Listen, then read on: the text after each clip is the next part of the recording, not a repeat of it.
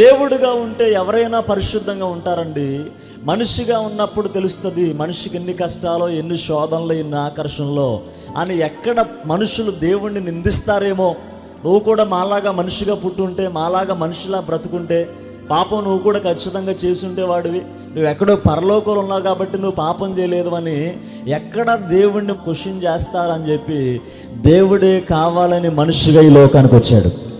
పరలోకంలో ఉండి పరిశుద్ధంగా ఉండటం గొప్ప విషయం కాదని తెలివిగలిగినోడు, జ్ఞానం కలిగినోడు ఎవడు అడుగుతాడని చెప్పి ఆయన్ని ఆ పరలోకాన్ని విడిచిపెట్టి దాసుని స్వరూపాన్ని ధరించుకుని, రక్త మాంసాలు ధరించుకుని, శరీర స్వభావాన్ని ధరించుకుని, మన వలనే శోధింపబడినను ఆయన పాపము లేనివాడుగా బ్రతికాడు.